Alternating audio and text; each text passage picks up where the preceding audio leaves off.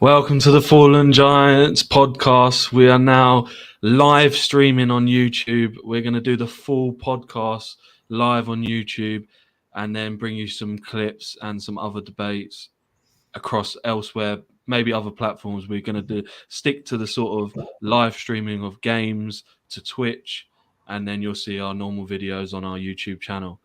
I'm going to allow Nick to sort of intro or describe what the sort of process we're going with this video and why we're going back to this sort of back to our roots. I just wanted to restructure the channel, like go back to basics for the channel a little bit, kind of our bread and butter, just reviewing and previewing games specifically for United and Arsenal. I just think it makes sense because that's what we built the channel on. That's what we're all about. We've got other series going on around it and things like that, but I feel like this should be our bread and butter week in, week out. To just film, just so people can have something to look forward to, and just there's a bit of a base to our channel to fall back on.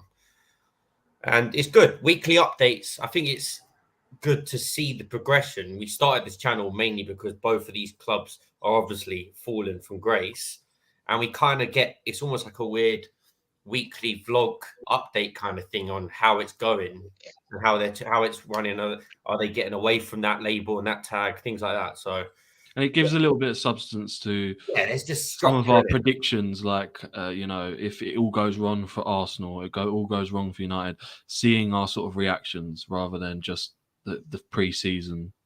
And we need, because we need some clips from Ollie Mallison. We need clips to refer back to. So then when they do specifically say Ollie and Mallison, like you don't know that make outrageous statements. That's why outrageous. I was listening to our Arsenal preview, and sadly, as I watch our videos back, and there was something I said in our Arsenal video, and you were like, "Done, clip, finish." Yeah, that was.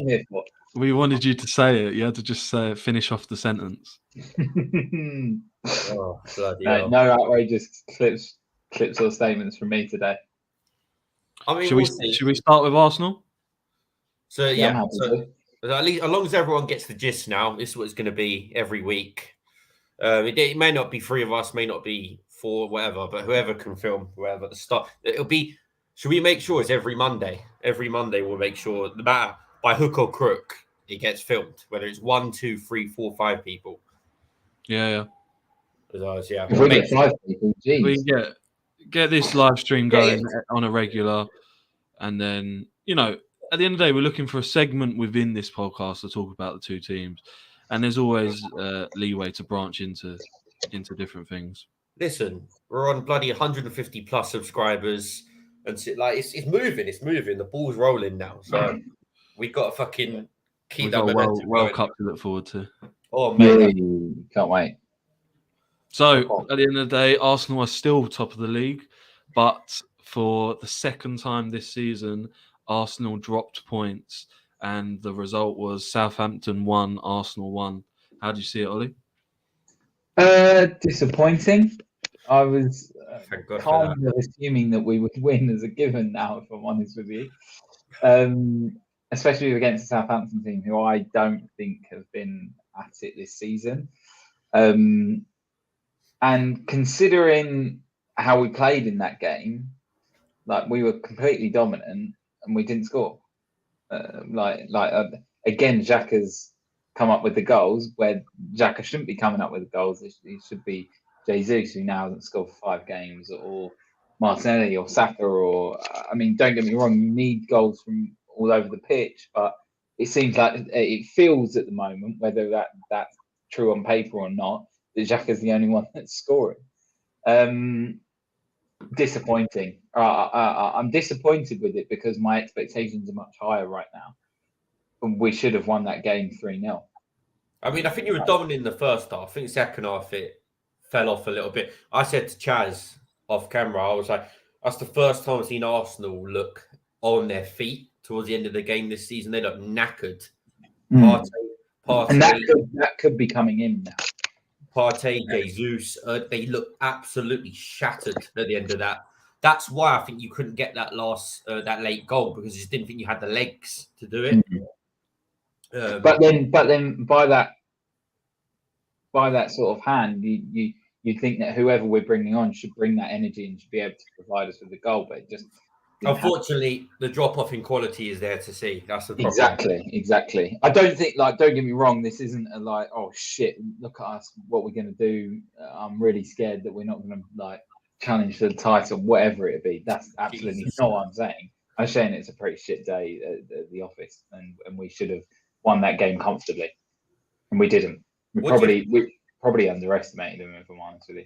What do you think of the criticism of Jesus? He's getting a little bit of heat in the Arsenal fan base at the minute. I think it's pathetic. Because he's not scoring. I think he's gone 6 or 7 without a goal now. I think no. I think it's 5. Okay. But I mean, I'm not being funny. Jesus allows us to attack in the very way Arteta wants us to attack. Whether he's getting the goals or he's not, I don't actually care. I'm not even joking. As long as the goals are popping up, it's the fact that the goals haven't been popping up in the last 3 games. But take one of them out, because one of them was against PSV, and it's not a crisis. It's not a crisis because Jesus hasn't scored in 5 games. He just hasn't scored. It's not like I'm not going to be turning my back on Jesus and going, "Oh no, he's shit. He can't score." No, I'm not expecting that. I was just. I think it's just so reactionary. If I'm honest with you. Yeah, I agree. He's not a natural goal scorer. Like, you get goals, he won't. He's not a natural goal scorer, but he's not going to be hard. He's not going to be pressing Haaland numbers or Kane numbers. We knew that. No, everyone knew. No. I say that, but then again, at the start of the season, we were potentially saying, is he going to nab 15 to 20 goals this season in the league? I'm saying, to be honest, I'd hope he nabbed 15 goals. Yeah, you'd expect that. I'd expect that. I'd say that's about what you'd expect from your striker. Yeah, especially if Arsenal have the season that people think, then you'd expect it to go, hand in hand. But Ollie's right; it's everything around what he's doing in his game. Like the attack, all right, he's not finding the net in terms of like he's guaranteed 2 goals a game, but he's bringing everything like that we need into that attack.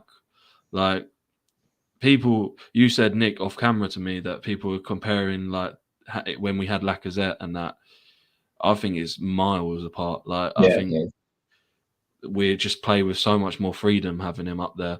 And as Ollie said, it's sort of Arteta's way of how we want to attack. Actually, weirdly, Lacazette's had a decent return at Lyon. I've been keeping tabs on that. He's actually not been too bad for them. Yeah, but Lacazette, like what Jesus can do compared to Lacazette, like the press on Jesus is ridiculous. I think that's the main difference. It's going to sound weird. I don't think like Lacazette still had his qualities. Like I think he was decent at holding up the ball. He wasn't getting enough goals, but he was good at linking the play and holding up. He was, and that's why towards the like latter stages of last season, yes, the whole Aubameyang thing happened, but even before that, Aubameyang wasn't scoring and we weren't connecting properly. Lacazette comes in, and you start seeing a few more connections. That's because of his hold-up play, and that's what Jesus is doing. But he's just a different level to Lacazette right now, and that might not be because Jesus is so much better or whatever. Because Lacazette might have been able to do it at Jesus' age. Yeah, it's just what we need right now, and any sort of shouts that Jesus is doing anything other than like giving his all on the pitch and doing everything for that team is ridiculous.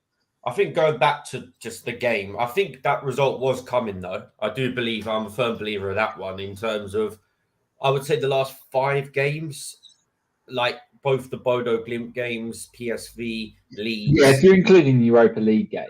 I don't think it's been scintillating like your scintillating self at the start of the season.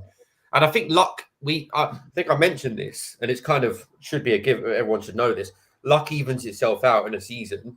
I think you probably deserved to win that yesterday, but you didn't deserve to beat Leeds. That's the thing. So luck does eventually even itself out in a season. So, it is what it is. What happened, though, to you telling us when we were going to drop points? You did, actually. You said I exactly tell you when you drop points. Yeah, but Arteta's not on the same page as me. That's why he's not. It's what I'm trying to say. Like, I don't know what it is. They should have hired me instead, to be honest, as well, because I feel like I could get a tune out of these players. But the thing is, I didn't know, but that's what you call unexpected. Like I'll tell you when I expect them to drop points. I admit wholeheartedly I did not expect them to drop points there. But I think we all, well, I certainly texted it, but I think we all sort of said, especially at half time, it was just to get in there after the goal. And as soon as he said that, in his head, he thought, we've wrapped this one up at the seaside. Yeah, the way we were playing, I was just thinking that really Southampton have got nothing here, really. Like, they're not really doing anything against us. And all right, we had to go and make it more than one goal lead, but yeah, it was a bit. I agree with the sort of looking leggy and looking tired, and I agree we shouldn't overreact and say anything about sort of it can just be a bad day in the office, and you know the likes of City and that still have these sort of mess ups against Villas and stuff like that. But I am a little bit worried. I said to Nick off camera in the sense of I don't really feel that we need to be playing the likes of Jesus for 90 minutes on Thursday. And no. I totally agree with that. See, that's the only Saka thing. played a lot of their minutes. I know there's going to have to be. We can't completely change 11 men, but you're going to have. That's what's on Arteta to judge for games at the weekend. Yeah, but the fact is, we pretty much nearly can change like 11 because I think the first few games, yes, PSV game was a lot harder, but especially in the first few, we pretty much could have changed 11. I know we had a few injuries, but to give Xhaka a rest, you might as well just chuck a kid in or something. Like, I just don't think they're hard enough games that we need to be, like saying, playing Saka for 75 minutes. Play Marquinhos and Reece Nelson on the wings. I reckon in Arteta's head, just from I'm thinking from a manager's point of view, he wants to keep the momentum going. He wants to keep a winning, so he doesn't want to change it completely because it's I think that's what it is. So he wants to keep a few players to call it the winning, momentum continues. It's winning it's what's the word? It's breeding a winning culture. But I agree with Ollie and some of the names he said. Like, why did we have to play Nketiah and Jesus? It could have just been Nketiah plays striker and we find someone to play on the wing. Exactly. But we have those backups. We have Marquinhos and we have Reece Nelson. Stop coming out in the media and saying Reece Nelson looks so good after his loan back from I can't remember where he was at now. Final. Thank you. Stop saying he looks so good and everything, and then not playing him. He's been raving about him. He's been telling how good he's been in training recently as well. The way you show people how good Reece Nelson is by playing Reece Nelson. Stop playing Nketiah out of position, and then just put him in his natural position, and then put Reece Nelson out on the, and let him do a job there. Ollie, let's be honest. When they were both coming through, Reece Nelson had a bit more height than Saka did. That's the thing, And I still believe, from what I've seen, snippets of him, even in training, I know it's not a great case study, but even games I've watched, natural talent, he probably has more than Saka, to be honest. But it's just about how you apply it and about just a lot of it's luck, injuries. Mentality as well. Mentality. There's a lot that goes into it. But he's really talented. He's serious, to be fair. And I think his best position is probably on the left. I think he should be the backup to Martinelli. Yeah, I agree with you. And then have Marquinhos as the backup on the right. That's the slight worry. Like Martinelli was the one that always played 90 minutes for us every single game. He finally gave him a break, but we had to play two of our other starters in Jesus and Saka. So that's where I just, a little bit worried that. We've seen it with, we always say that we're similar to City, but in the way, the way we actually play, we're very alike the Liverpool side, right? The pressure and the sort of pace and that. And in some games, I would have said that Liverpool started to fade out a little bit or get tired and that. So it's true. You exert a lot of energy. Somebody's got balance. It's so hard to maintain for 90 minutes. It's so hard. There's going to be moments in games where you have to retreat back into a block again and get your energy back and go again. Like, you can't do it for 90 minutes. No team can do it for that long. So it's about capitalizing during the moments. Hence why do you think you start games so quickly? Yeah, why do we score how do we score so many in the first half? Exactly, spot on. It's all about capitalizing. If you don't capitalize, which I don't think you did it, like Ollie said, against Southampton, it can come back to bite you during your moments when you are on the back foot. in games as well. So because you need to put those sorts of games out of question. So you're not holding on to that 1-0 until the 60. because Yeah. exactly, it don't matter who you're playing in this league. 1-0 is always going to be dodgy to the very last minute. It will be a dodgy scoreline. And that team's always going to come out better from the first Yes, half. they are. Yeah. But what do you think? So just about the game, do you think is there not some blame maybe on the attackers not being clinical enough then as well, like not putting the game to bed like you said? Yeah, absolutely. I don't even just put that on the attackers. I put that on the team. It just when you need to get that cushion, it seems like we get that first goal, and it's like, okay, cool, we've got that first goal. It feels like we have that first goal in the mind space that we should have 2 goals in, if that makes sense. Yeah. So that comfortability level, it feels like we get 1 goal, and okay, we'll just sort of ride on that for the rest of the game. Not get the first one, then just go straight again, get that second one. We need to continue to learn more about that ruthless mentality. Yeah, I was going to say, you're not worried about especially the free attackers. That are they clinical enough to get you through a lot of these games? Like, are they going to be ruthless enough? Like you said, Chaz, just there. Are they going to be ruthless, or are they not reliable in front of goal?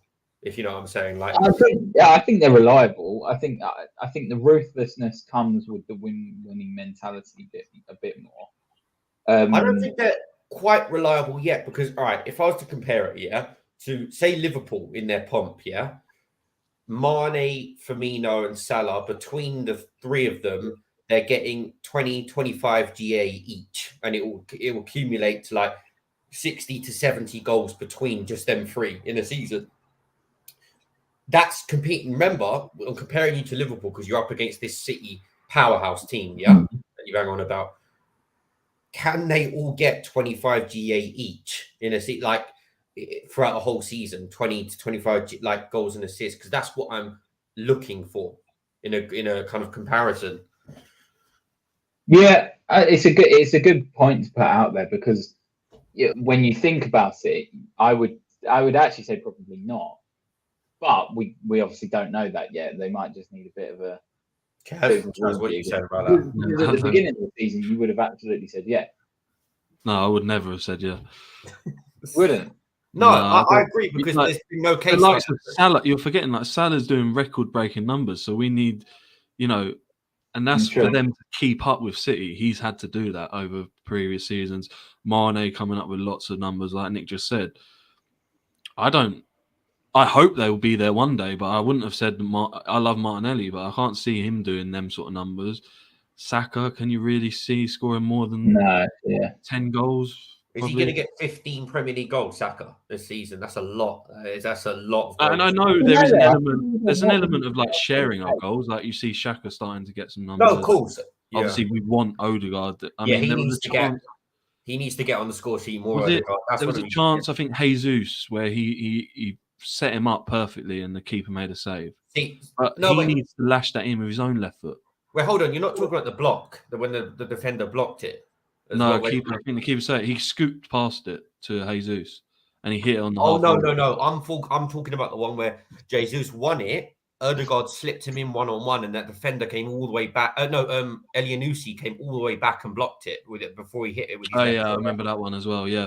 But I think 10 minutes before they're literally in the box and it looks like a fantastic pass because he scooped passes it to Jesus and the keeper saves it. But you just think you could have just lashed that in with your own foot. You didn't have to do the extra pass. Now, I love that sometimes and it looks class if Jesus scores, but I feel Arsenal are in need of everyone having to pitch in with whether it's 10 on everyone to hit them to compete with the likes of what we're. It's an interesting question because as Ollie said, you've adjusted your expectations. Now the conversations we need to be having is by them standards of expectations. Now, can you reach what we're talking about, these Liverpool standards? Yeah, because I don't know who said it, but it was referenced that could Arsenal, or maybe on another podcast, but could Arsenal be the Liverpool of the last 5 years? I heard, yeah, exactly, and that's what you've got to look to, really. I just want to touch back on that Saka point because I was trying to think about whether they actually could. If Saka and Martinelli both come up with 15 goals, okay, Last season, Saka put up 11 goals. Okay. I think he was our top scorer. Yeah. In the end, that's only 4 more goals than last season. He's got to get. Yeah, but you said that within it. Yeah, 11 was our top goal scorer. You just said. Yeah. That's We're the saying, last season, but we didn't really score. But that's the issue. That's the. But we're saying then you've got. You need it's all not 3 of them. Yeah, but now I'm saying with Jesus in, we should be able to score more. I don't. Yeah, but we just said how Jesus isn't that natural goal scorer. Like he's not the guy to get. No, but he should create more for the likes of Saka and Martinelli, And you would expect and Xhaka and Odegaard. And let's be honest, you're also expecting Nketiah to come on and chip in with at least 7 to 10 goals. Even those last-minute goals and stuff like that, that's what you expect Nketiah to get. Yeah. So between the front three, you would sort of be looking for 45 goals between them. To be honest, I'll give you a good example. During the lockdown season when we came back, Greenwood, Martial and Rashford, I'm pretty sure they all put up numbers between them of 60 goals and assists between all 3 of them in a short space of time. And it was right up there with Liverpool's 3. And that's with Greenwood, Rashford and Martial. Yeah. Yeah. So but then that's actually, actually, you're right. It's really comparable to who. If they can do that, don't get me wrong, Greenwood, obviously we can't speak about him too much, but he was a absolute ice cold finisher. That was his everything I said about Jesus. Greenwood was the opposite. He was a natural finisher. He was a natural goal scorer, and Martial's so they were a bit more seasoned. These Arsenal players are still a bit younger. They're learning trade. Yeah, I'm not saying it's impossible. I'm just saying that if you were to ask me that question now, I can't really say that they're going to do it. Each of them are going to get 15 goals. Basically, I hope they do. I'm looking at successful teams, MSN for Barcelona, BBC for Real Madrid. You're looking at who was it for Chelsea when they had Mata, Oscar, Hazard kind of thing as well. Like these were all putting up serious numbers. These trios. So I think you're going to need a trio of your players to compete where some of the expectations are changed for, or where people think Arsenal it is going to have to become like. I don't know what the nickname is, but it is going to have to be, Martinelli, Saka, and Jesus putting up numbers. It's going to have to be. Yeah, it will. It will. ASM, MSJ, JMS. I don't know. I'm just trying to think of different. JSM. That's a decent one. Whilst not making mistakes at the back, and then we might be all right. The funny thing is, City fans, people said Jesus has improved since he left City, but City fans always saying this is exactly what he's always been like as well. But he was just playing in a better team at City in terms of he would chip in with goals, but like he wouldn't be their main goal scorer ever, to be honest. Well, that just breeds good players and good. It kind of looks at levels. So you think of that exact same thing for Nketiah for us. Like if he went down to I don't know, let's say. I don't know what they're Wolves, someone mid-table. Oh, yeah, that's a great example because they're in desperate need of goals at the minute as well. So yeah, and you think that Nketiah will pop up and get goals, and he probably would do that for us. But like City are on a different level to us, so Jesus is perfect for us, and he's getting numbers, but he just couldn't do it in the way City wanted to. That's why he wasn't getting the goals of the runtime. So. All right, yeah. I just wanted to pose that question, but down to what do you think of the goal you conceded against Southampton in terms of anyone culpable for that and things like was there any glaring obvious errors? I wouldn't have said there was like real mistakes or errors. I did see a clip that you showed me, Nick, around the goalkeeper. Ramsdale kind of committed himself. It's not. I'm not saying it's all his fault, but when you look at it in slow mo, like you would expect a Premier League goalkeeper to make a save there. I do feel that he has a. When I looked at it, I said this to you. He's been beaten at his near post a few times. I think he worries about it too much. So then he went to move to his left, which was the near post, and then has to flick out his leg. Yeah. Because he's obviously put it across the goal. I do find it a bit strange in that sense, but I wouldn't have said it's like all his fault. Or, I mean, you can look at Gabriel. He's been, the player runs in behind his position. Whether there's, a bit of a communication error in that scenario. But I wouldn't have said it's like a Howler mistake or anything like that. No, it was nicely worked goal. Nicely worked goal from them, to be fair as well. It was a good goal. I think it's down to, do you know what, Nick, what you said earlier? Yeah. Probably down to a bit of, I wouldn't say tiredness, complacency. That's what I feel like bred that goal. That we almost were just a little bit too complacent, not sharp enough, and not dealing with it. I worry for you lot if that was a better team, because there was just certain moments that second half where I felt like if Southampton had better quality in the final ball, there was serious counter-attacking opportunities they could have capitalised on. And obviously the final ball was horrific from them a lot of the time. And you're absolutely right. We can't play like that against a City. No. Not even a Newcastle at St James's. You'll get torn apart, for example. Do you think that Ollie's just frozen? Completely frozen. Oh, Chaz, we got to frame that. Yeah, that face. That is the face of a fan that believes he's in the title race. I'll put him back when he. That was. He's back. I think. Ollie, you back? Sorry. 5 minutes. Ollie, if you saw what it was frozen on, your face, I'm actually going to screenshot that and put that as put that as the thumbnail. Oh, is it good? Does anything worry you in this? I think Nick sort of alluded to this a little bit, and I might be going over it again. But like the performances recently, they have done. Because 1-0 against PSV, but the week before that, the Europa League, we weren't that great. No. Then we got obviously very lucky, in my opinion, against Leeds, especially in the second half. And you can even just put it down to every second half, because then this second half was again not good.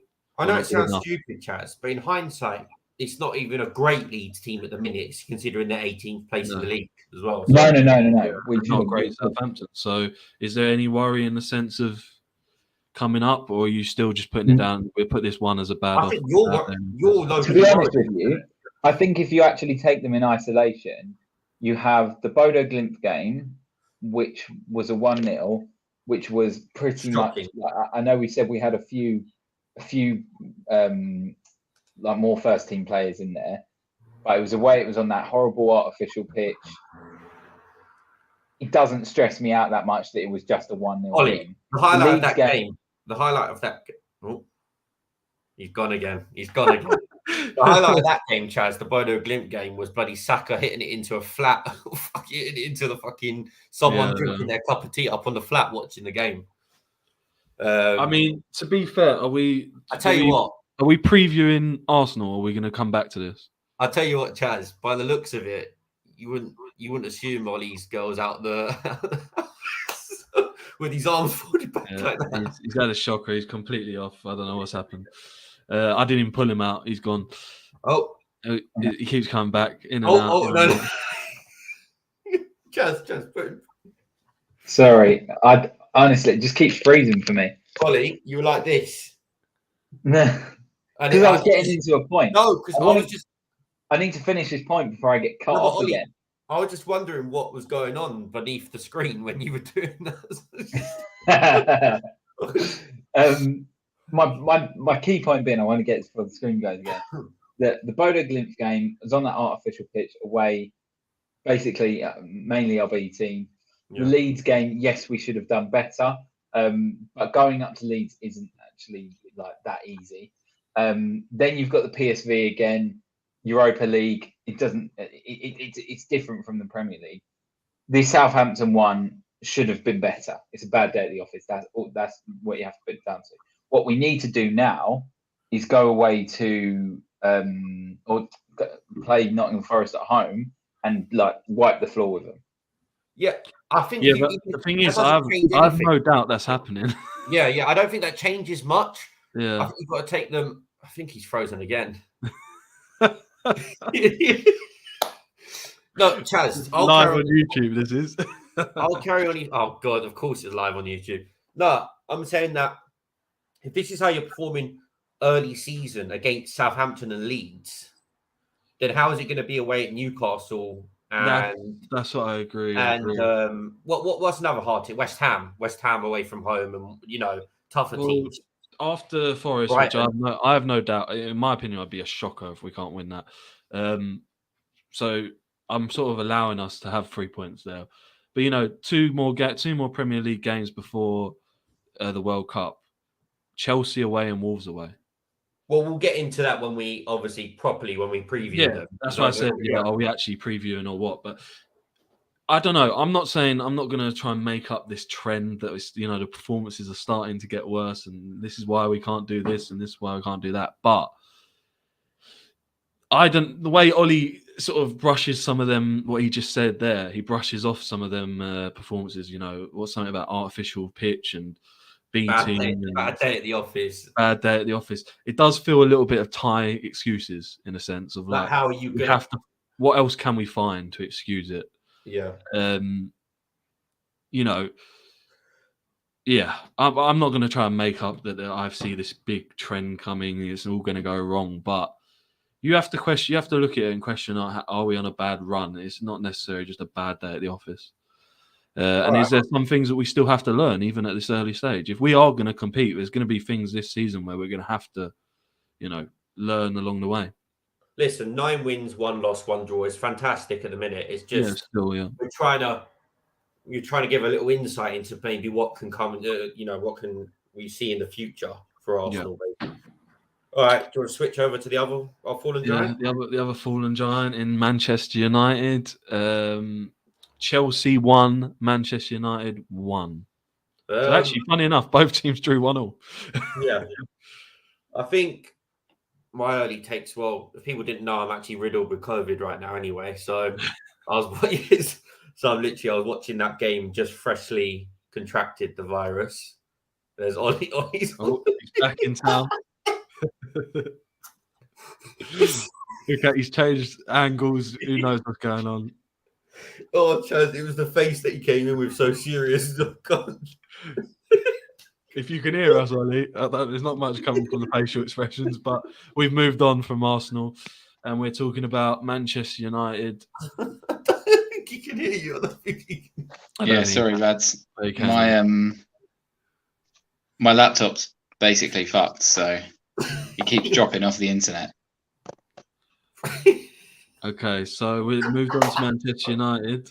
Obviously, Nick's got the top on there, and I'll let you take it, Nick, because I'm hearing you've turned a little bit more positive than negative. Mate, first 45 minutes, I haven't seen us dominate an away game like that, a traditional Big Six team, for a minute now. Like since probably a Louis van Gaal season where we went away to the bridge in Anfield and started dominating. So that was, I think, the last 3 games, Newcastle, Spurs and Chelsea, all within 1 week, I've seen the identity start to come to fruition. I've seen patterns of play, just togetherness, unity, everything I've complimented Arsenal about, Newcastle, other teams like that, I'm starting to see slowly happening at United. Obviously, not going to get carried away. It's still very long. We're still a long, long way away from where we want to be. But we're definitely moving in the right direction. And that game really did prove that, in my opinion. I mean, we literally forced Potter to make a first half tactical change, bring Kovacic on, because we were absolutely bossing them in the midfield. Like you could see that middle of the pitch was where Casemiro, Eriksen and Bruno were just having a field day when who was it? Loftus-Cheek and Jorginho. That was just not enough. It was too lightweight for Chelsea now. So it's a testament to us that we forced Potter to make that change that early on. And Potter even said it in his post-match. He said, we didn't deserve to win the game anyway. So yeah, I did tweet at half-time saying I don't think it'll be the same second half because of what Chelsea did change. And it wasn't. I think Chelsea, they weren't as dominant as us, as we were in the first half, but the momentum of the game completely changed. I think it became a bit of a dead rubber, let's be honest. It became very back and forth, not really much ruthlessness in final third. Decision-making was poor. Set pieces were poor. It was a poor game for the final third. It was a very poor game in that sense. And it took, obviously, McTominay being a muppet, it took him to take down Broha to obviously give Chelsea that penalty, 87th minute. And then I knew Jorginho would score. He normally scores all these pens, and I thought that was it. Really, I really did think that was game, set, and match. So did I. I thought Chelsea were going to get away with it again. I think they flattered to deceive under Potter more than what people are saying, and I thought they're going to get away with another little jammy result. But fair play to us. We didn't give up. That's what I was trying to allude to with our kind of the mentality switched a little bit in our team. We didn't give up. Luke Shaw kind of just whips a ball in, and Casemiro with a proper header. And obviously Kepa was millimeters away from saving it, tipped it onto the post. Obviously, that's why we've got goal line technology. Yeah. And but just summing up, I'm proud. It was a proud performance from me. And you even saw we were messaging throughout the game. Even if we'd lost that, I was gonna try and look at the positives, even if we'd lost that game. You have to, because there was more positive in that game. Definitely. You dominated them in the first half completely. We did dominate. We really did. Chaz, you keep referring back to what I said at the start in our preview for the season. You want to see performances with identity and dominance. Yeah, I saw it for 90 against Spurs, 45 against Newcastle, 45 against Chelsea now as well. So second half Newcastle, 90 Spurs, and first half of the Chelsea game. So I'm starting to see Ten Hag is, I think we're ahead in progression. I'm not going to lie to you. I think we're slightly further ahead than I thought we would be at that point. Because I agree. It seems like a quicker change. It seems like the biggest thing for me, what I agree with what you've just said, is the sort of unity in the squad.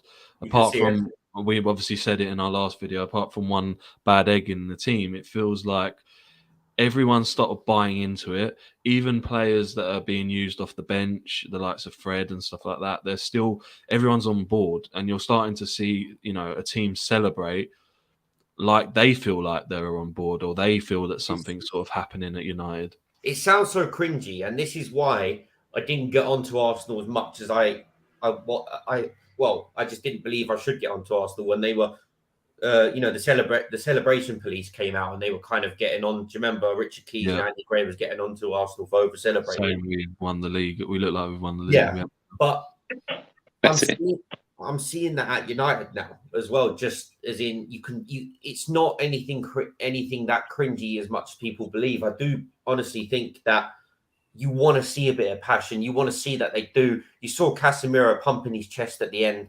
You want to see that in your team as well. You do want to start to see that, and it's so. I haven't seen that in a long time for United, to be honest. Well, I really haven't. So it's been a lot of soulless. There's been a lot of soulless players down these years. I feel like a lot of prima donnas, big egos. But especially, I said this to you, Chaz, these South American players are changing the mentality of our club at the minute. The likes of Anthony, Casemiro, Lisandro, them three alone. There's something about South American players and passion and what they play for and the connection they have with the club that is just refreshing, in my opinion. It's a bit like a never say die attitude. It's proper, man. I want the whole team to be South American now at this point. That's what it feels like at the minute, because I'm looking at the likes of Sancho and Rashford, and maybe even when Maguire comes back, they don't seem to have that kick up the arse, that kind of fire in their belly that the others do. You said, does Sancho worry you a little bit? He's getting a lot of stick, isn't he? I agree with every bit of stick that he's getting. I agree he deserves it. But I've not given up on him. I won't categorically come and say that I've given up on Sancho. I'm waiting for a proper number 9 to come in. That's me, including the fact that Martial can't stay fit. We all know this by now. So a proper number 9 target man, whether that's an Ivan Toney, Mitrovic, whoever it is, comes in. I believe that will bring the best out of Sancho. It may seem like I'm clutching at straws, but I believe Sancho's strengths are linking up with a bigger man as well. He needs someone that can hold the ball up to bring him into the game, because he ain't explosive enough like a Rashford or other wingers in the league. He can't just go past a man like that. He ain't got the pace or the power. he needs someone to play 1-2s off and gain a connection with. That's what Sancho needs. If you could go back and if you had the choice to take Sancho on or let it be, leave him where he is, would you take him? I always say this, and I'm glad that I can get this across now in this video. I genuinely believe we should have signed Grealish and City should have signed Sancho. I really, really, really have that thought. I think Sancho suits City down to a T with the way they play, especially now they got Haaland since they've already played together at Dortmund. I really do believe Sancho at City we'd be looking at him completely different as we are now. Like he would link up so well with the likes of Foden, Mahrez, Bernardo, De Bruyne. He'd be getting spoken about the same as Foden is. Mate, he's a technical balling across that. Do you think? In terms of technical gift, Ollie, he's one of the brightest prospects in the world. Well, that's kind of why I asked, because he's getting so much stick at the moment, and don't get me wrong, yes, he doesn't look very good at United right now, but before he moved to United, he couldn't get more praise. Like he physically couldn't get more praise. He was talked about in like proper high esteem. Rightly so. He was balling exactly. Out. So you can't. I don't believe players just change overnight.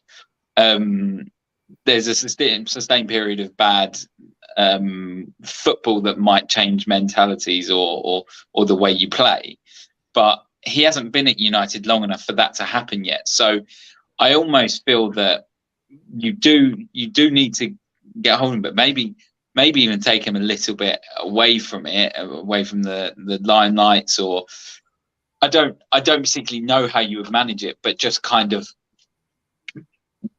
need to do everything you can to get him back to playing his best football, because I think he can make a big difference for you. He's just not right now. He's just not. See, I think Ten Hag sees it as forget about what everyone else is saying. You're going to be playing every game for me. Yeah. Like, I think he's been starting him on purpose to try. Do you think that's how he's trying to get? Yeah, he's trying to drag him through in that sense. Yeah, as long as you do what I want you to in this system. Yeah, basically, then forget about goals, assists, performance. Like just whether it works or not.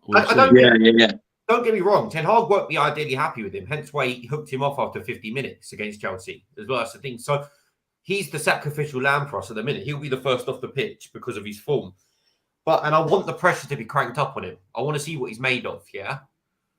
It's just, and I do think that my worry is about Sancho. I do think he has a bit of a soft mentality. I hope he proves wrong, but I do think that when things are going bad, is he the type to drag himself out the mud and really push through this? I don't know if he is or not, but I can't go out there. I would be lying to myself if I was saying I'm done with Sancho. I can't say it. I just can't do it at the minute. Let me see him with an out-and-out number 9. Then I'll give you my real, honest, brutal opinion. But it might not ever work at United for him. It might have just been the wrong timing. I think that can happen. Ten Hag is the manager for him. I really do believe that. That's the thing. And as I said, I think Grealish would have been perfect for us. I think I agree with that as well. I think the way he drives, just the Old Trafford. I know what the Old Trafford. Well, I haven't been to Old Trafford for years. So I don't really know what the Old Trafford crowd is like. But I know what United fans like, and they like an old-fashioned player with their socks down, pick up the ball from the halfway line and drive. They want players to go. You want to see that old-fashioned wing play, driving past players. Whereas, ironically, Pep's refined Grealish's game at City now, and he's actually stifled that natural player that we all fell in love with. Mm. And that's what you loved, Ollie, the Grealish at Villa, taking players on, taking this game by the scruff of the neck, picking up the ball in number 10, number 8 on the wing, doing what he wants, playing like he's on a playground. I think that would have suited us better. And Sancho is the actual complete opposite player to Grealish, where he's not that type of player. He's more of a team player, technical, 1-2s, give and goes kind of player as well. So, unfortunately, ironically, both players are not working out with both teams. Hence why I said it was the wrong moves for both of them. But I'm not giving up on Sancho yet. But to kind of he was, again, one of the negatives in that. But a lot of positives to go on. I think Casemiro was flawless, fantastic. He was the Casemiro I thought we'd get from Real Madrid. He was that guy that we've seen. Big game player, wasn't he? There, mate, monster, doing the simple stuff, recycling possession. The way he was intercepting was fantastic. He was even spraying a few good balls across the pitch. He was keeping the game ticking. He was the heartbeat. He did exactly what you wanted him to do. That's it. That's it.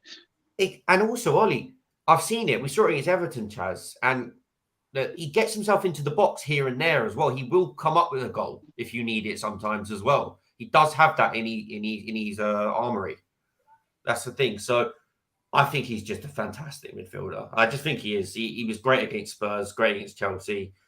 We just need to keep him. Did you like that midfield three? Because obviously Eriksen came straight back in. Do you want Eriksen, that, or would you like Fred, or what? Eriksen and Bruno need to be more. They need to make better decisions. I don't feel like our attack's not potent enough anyway at the best of times. But Eriksen and Bruno are just not. I don't know whether they just don't have anyone to aim at. Potentially, that might be the issue. I don't think what the game them two love to play is put, percentage balls into the box, but we don't really have a number 9 that's gonna get on the end of crosses or some clever little passes. Yeah, I do also think though when you play that 4-3-3, that it's very difficult to play unless your team is all pulling on the same strings.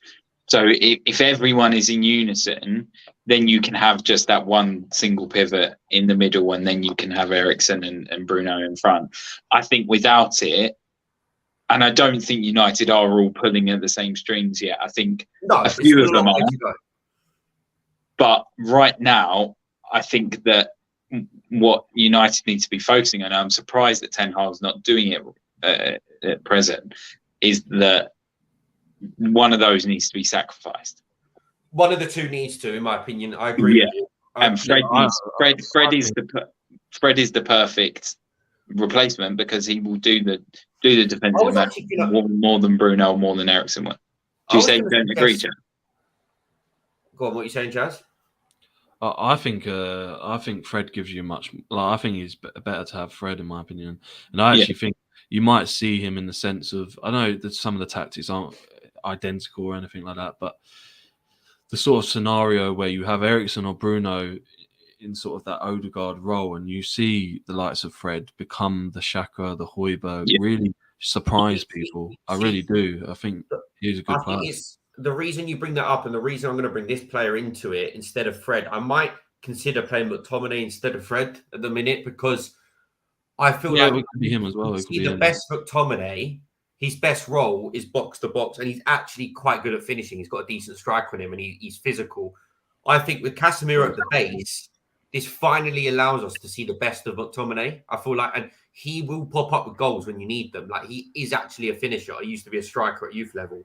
So I do think you can either do McTominay or Fred, one of the two, depending on the game, the physicality of the game. If you're going to play that system, which most managers or progressive teams are playing, that 4-3-3, whether it be a drop in like a false 9 or just an out and out striker, you need 2 8s, one of those 8s being more attacking and one of those 8s being more defensive.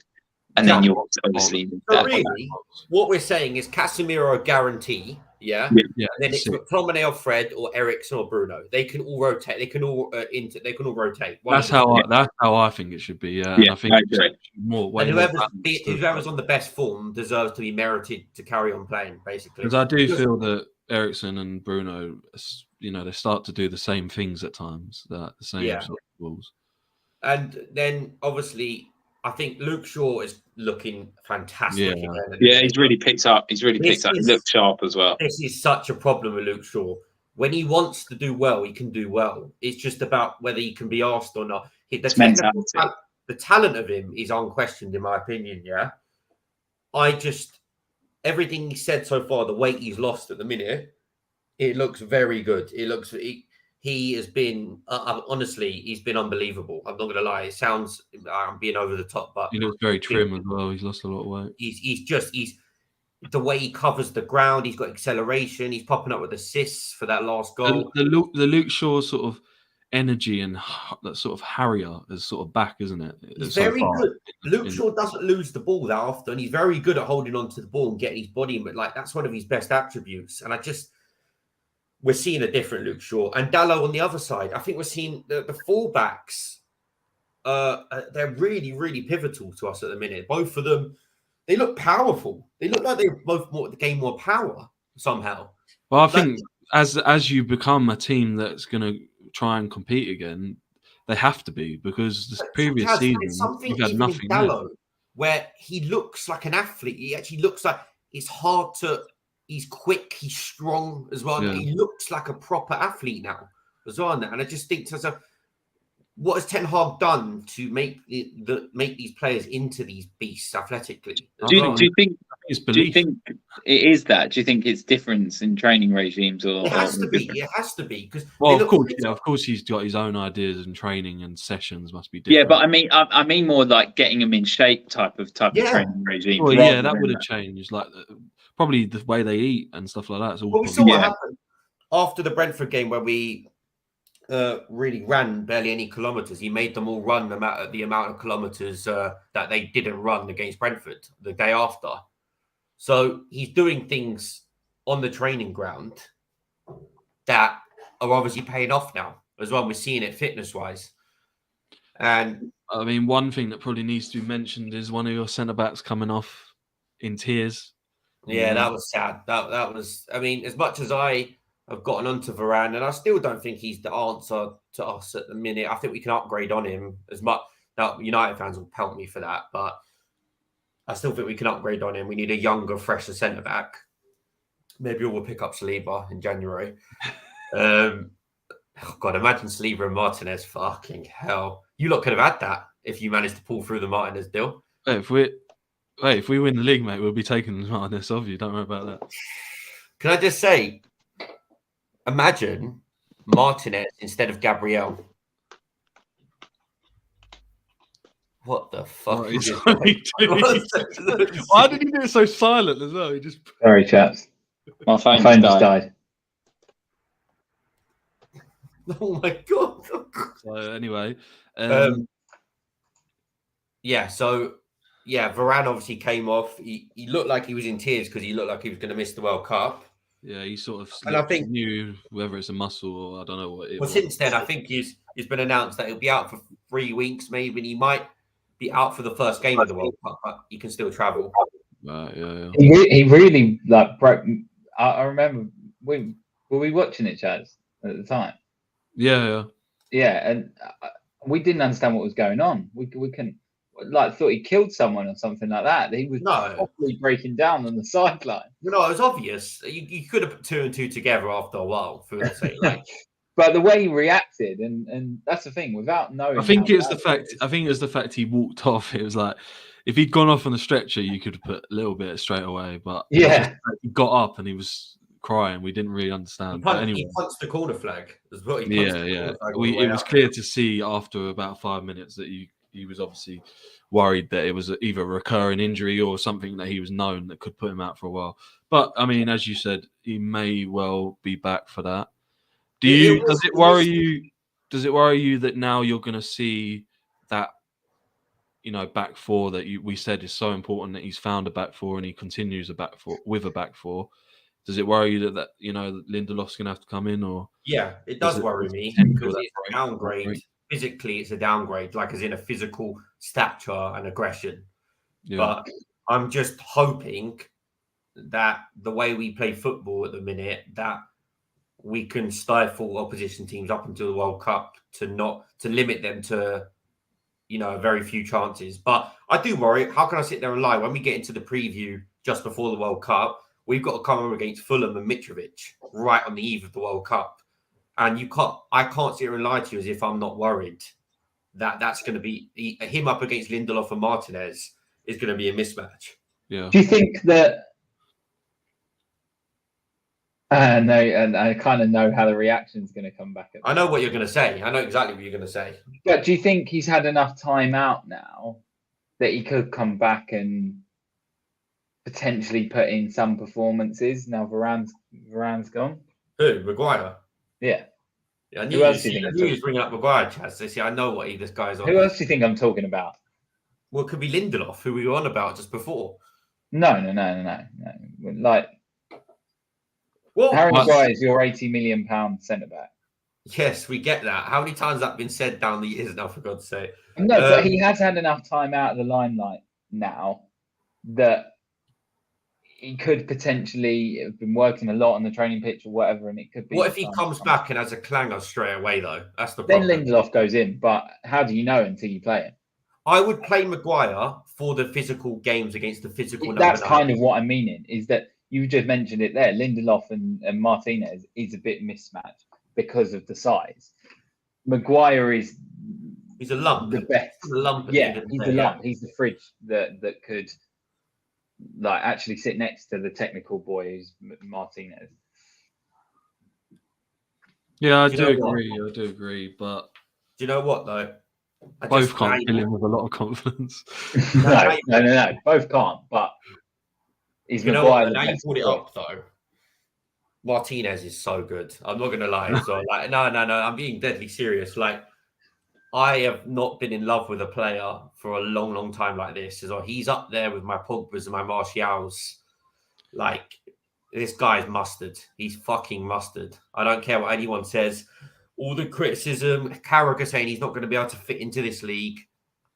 Load of bollocks, mate. This guy has a world-class ceiling. I'm being deadly serious. This guy is serious. He's like... the biggest compliment I can give you is that I do wish that we had him at Arsenal. Oh, he would be so good even at Arsenal now. He'd be fantastic. I really, really do believe that. The way I think he's an upgrade on Gabriel. Yeah. And if you played him next to Saliba, it'd be dangerous. I mean, that's the best partnership in the world, potentially. Right now. Yeah, right now. Well, in the Premier League, right now, yeah. No, that could be world. That you could argue world. You could definitely put that up there.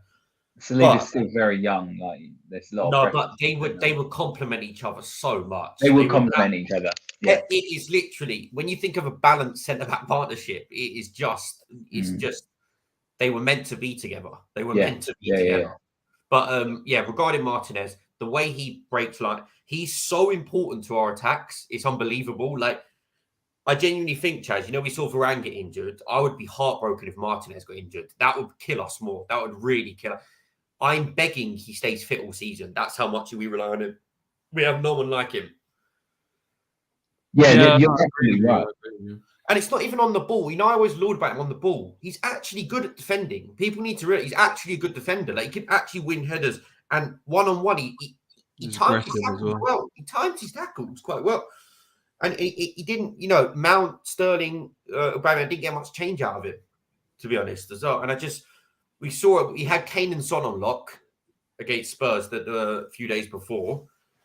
I do, and you're right, Chaz, the aggression. It's his aggression that is his key asset.